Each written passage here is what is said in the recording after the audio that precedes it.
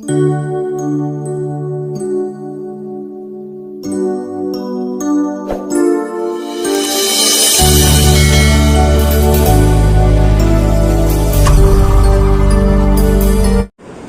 হচ্ছে প্রোমেটাফেজ। তাহলে আমরা দেখলাম যে লেট প্রোফেজে কিরকম কন্ডিশন ছিল। লেট প্রোফেজে ছিল যে মেরুদণ্ড গঠনের কাজ শেষ, আর ক্রোমোজোমগুলো যেহেতু বাউন্ডারি নেই সেই জন্য ক্রোমোজোমগুলো সাইটোপ্লাজমে ছড়িয়ে গেছে। এবার প্রোমেটাফেজ, এটা হচ্ছে মেটাফেজের পূর্ববর্তী একটা ছোট্ট স্টেজ।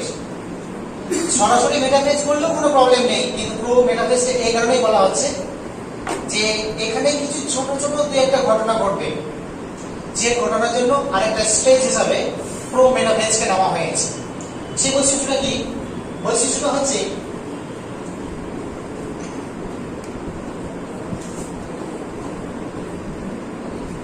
ক্রোমোজোমগুলো যেগুলো বিভিন্নভাবে বিন্যস্ত হয়ে ছড়িয়েছিল, সেই ক্রোমোজোমগুলো বেবতন্তুর সঙ্গে সংযুক্ত হয়ে বেশিরভাগটাই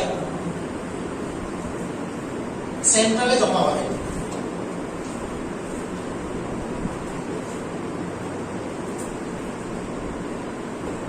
এটা দু তিন ছবি আঁকলাম। সমস্ত ক্রোমোজোমগুলো সেন্ট্রালি কেন্দ্রে জমা হবে। কিসের মাধ্যমে? বেবতন্তুর মাধ্যমে যুক্ত হয়ে। বেবতন্তুর মাধ্যমে যুক্ত হয়ে ক্রোমোজোমগুলো ছড়িয়ে থাকা ক্রোমোজোমগুলো সব সেন্ট্রালি জমা হবে। এই যে সেন্ট্রালে জমা হচ্ছে, এই জমা হওয়ার পদ্ধতিকে বলা হচ্ছে মেটাকাইনেসিস।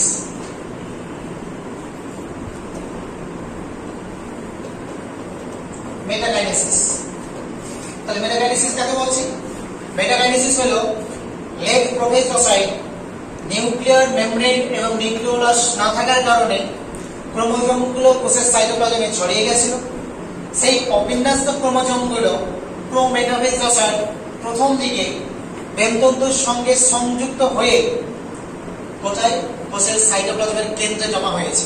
এই কেন্দ্রে জমা হওয়ার বা জড়ো হওয়ার ঘটনাকে বলা হচ্ছে মেটাকাইনেসিস। বুঝে গেছে?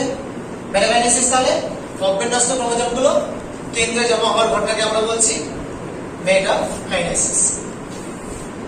এই ছবিটাকে আমি নেক্সট দেখাই যে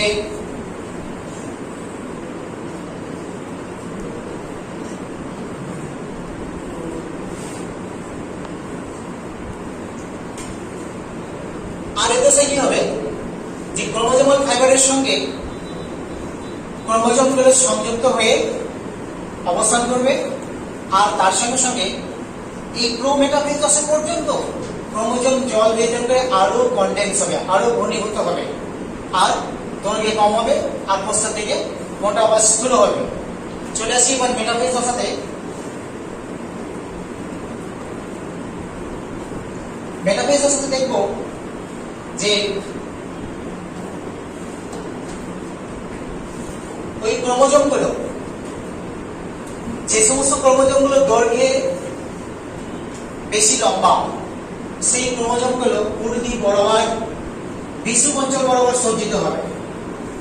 তাহলে যে সমস্ত ক্রোমোজোমগুলো বেশি লম্বা, দৈর্ঘ্যে বেশি লম্বা, সেই সমস্ত ক্রোমোজোমগুলো বিষুব অঞ্চল বরাবর সজ্জিত হবে। এবং পরিধির দিকে যেগুলো ক্ষুদ্র ক্রোমোজোম,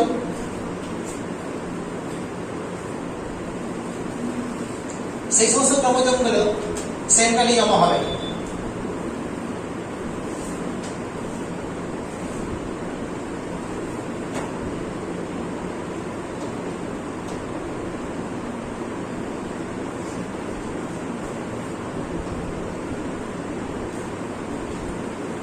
বেবতন্তুগুলো কোথায় জমা হবে? ক্রোমোজোম কোন জায়গায় সংযুক্ত হবে? হ্যাঁ, সেন্ট্রোমিয়ার না কাইনেটোকর। আগে যে বললাম যে ক্লাস 10 পর্যন্ত সেন্ট্রোমিয়ার ঠিক ছিল, সেন্ট্রোমিয়ারের পাশে 3 লেয়ার প্রোটিন স্ট্রাকচার থাকবে, সেটা হচ্ছে কাইনেটোকর। বেবতন্তু অ্যাকচুয়ালি কাইনেটোকরের সঙ্গে যুক্ত হবে। ঠিক আছে, বলো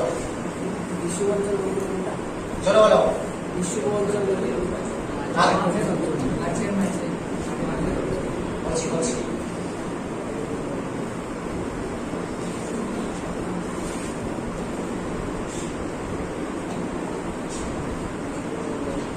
এইভাবে কাইনেটোকরের সঙ্গে ব্যন্তন্তু যুক্ত হবে।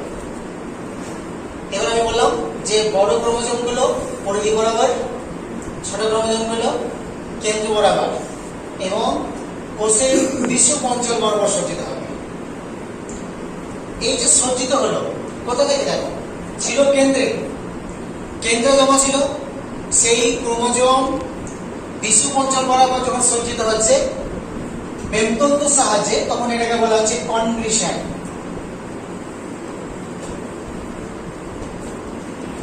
কনগ্রিশন ব্যন্তন্তুর সঙ্গে সংযুক্ত হয়েছে, কিন্তু অ্যারেঞ্জমেন্টটা কি এসছে? বিষুব অঞ্চল বরাবর কি অ্যারেঞ্জমেন্ট হয়েছে?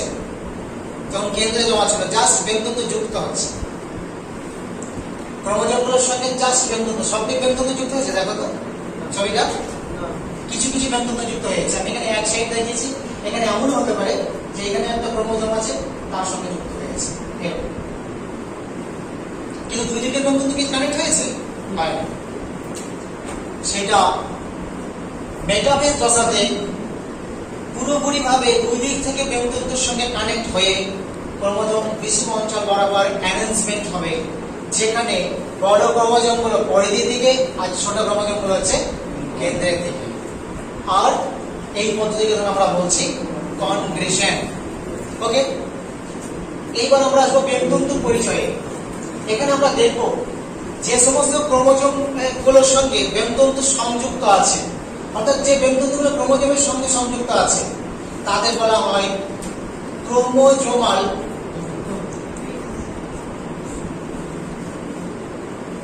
ক্রোমোজোমাল ফাইবার বা ডিসকন্টিনিউয়াস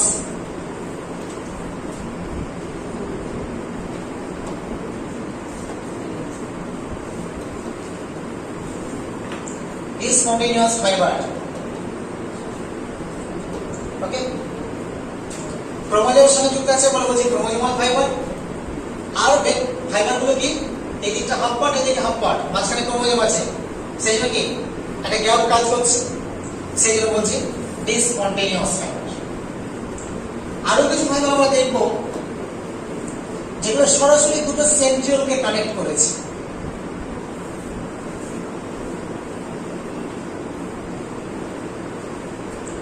যেটা পুরোপুরি সেন্ট্রিওলকে কানেক্ট করেছে, তখন সেই সমস্ত ফাইবারকে বলা হবে নন chromosomal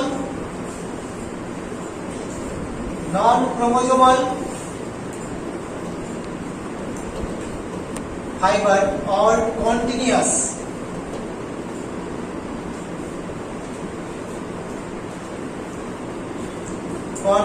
fiber or interpolar fiber। তাহলে কি নাম বললাম? নন ক্রোমোজোমাল, যেটা ক্রোমোজোমের সঙ্গে যুক্ত নাই, দেখো সেগুলো হচ্ছে নন ক্রোমোজোমাল ফাইবার। আর কন্টিনিউয়াস, কোনো গ্যাপ নেই, সে কন্টিনিউয়াস ফাইবার। আর এই একটা পোল আর এই একটা পোল, অর্থাৎ দুটো মেরুকে নর্থ পোল এবং সাউথ পোলকে কানেক্ট করছে, সেই জন্য হচ্ছে ইন্টারপোলার ফাইবার। আর একটা জিনিস তোমরা যেটা জানো সেটা হচ্ছে সেন্ট্রাল সংলগ্ন কিছু ছোট ছোট দেখা যাবে ব্যন্তন্তু বা ক্রোমোজোম ফাইবার, যেগুলোকে বলবো আমরা অ্যাস্ট্রাল গ্রিড। গতদিন বলেছিলাম যে অ্যাস্ট্রাল গ্রিড প্রাণী কোষে গঠিত হয়, সেজন্য নাম বলেছিলাম অ্যাম্ফিঅ্যাস্ট্রাল।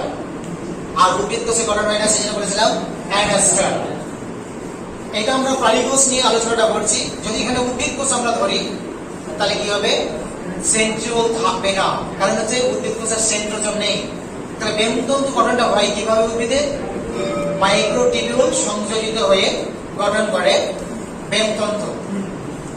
এই হচ্ছে মেটাফেজ। এখন এই মেটাফেজের ক্রোমোজোমগুলো যে বিষুব অঞ্চল বরাবর সজ্জিত হবে, দেখতে একটা প্লেটের মতো, যদিও ছবিতে হয়তো আমি ফুট করতে পারিনি, এগুলো দেখতে একদম একটা প্লেট টাইপ স্ট্রাকচার হবে। তারপরে এটাকে আমরা বলবো মেটাফেজ প্লেট, মেটাফেজ প্লেট বা equatorial equatorial plane, equatorial plane এই হচ্ছে মেটাফেজের বৈশিষ্ট্য।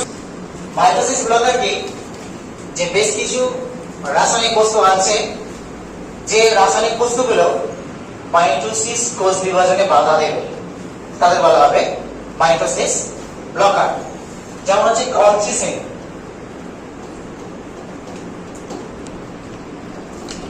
কলচিসিন বলে একটা উপক্ষার আছে, যে উপক্ষারটা কলচিসিয়াম অটোমনালি বলে একটা উদ্ভিদ, তার ছাল থেকে প্রাপ্ত একটা রস বা ক্ষার, উপক্ষার।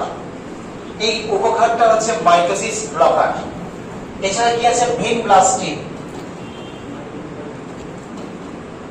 ভিমব্লাস্টিন, এবং আরেকটা আছে তোমার পোডোফাইলোক্সিন, পোডোফাইলোটক্সিন। এগুলো হচ্ছে মাইটোসিস ব্লকার। কিভাবে কাজ করে? যখন মাইটোসিস সেল ডিভিশনের সময় বেনতন্তু গঠন হয়, সে উদ্ভিদ কোষ হোক আর প্রাণী কোষ হোক, এই যে বেনতন্তু গঠনের মাধ্যমে কি হয়, ক্রোমোজোম গুলো বিষমঞ্জল বা সজ্জিত হয়, বা ক্রোমোজোম গুলোর বিভাজন বা ইত্যাদি যেগুলো হয়, এই যে বেনতন্তু গঠন, সেই প্রক্রিয়াটা কি বলেছিলাম? পলিমারাইজেশন। পলিমারাইজেশন পদ্ধতিতে আলফা বা বিটা টিউবুলিন প্রোটিন জুড়ে প্রাণী কোষে বেনতন্তু তৈরি করে, আর উদ্ভিদ কোষে মাইক্রোটিউবুল জুড়ে বেনতন্তু গঠন করে। এই সময়তে এই যে ব্লকার গুলো রয়েছে, তারা এই পলিমারাইজেশন রিঅ্যাকশনকে বাধা দিয়ে অপোজিট কাজটা করে, সেটা হচ্ছে ডিপলিমারাইজেশন। তার মানে স্বাভাবিক নিয়মে বেনতন্তু গঠনের জন্য আলফা বিটা টিউবুলিন প্রোটিন জুড়ছে, আর এরা কি করছে, ওগুলো খুলে খুলে দিচ্ছে, ডিপলিমারাইজেশন করছে। আর বেনতন্তু গঠনেই বাধা হয়। বেনতন্তু গঠনে যদি বাধা হয়, তাহলে ক্রোমোজোমের সঙ্গে বেনতন্তু যুক্ত হওয়ার কোনো সুযোগ পাবে না। ক্রোমোজোমের মধ্যে মেটাকাইনেসিস বা কনগ্রেশন বা বিষমঞ্জলে যুক্ত হওয়া বা সেন্ট্রোমিয়ারের ডিভিশন কোনোটাই হবে না।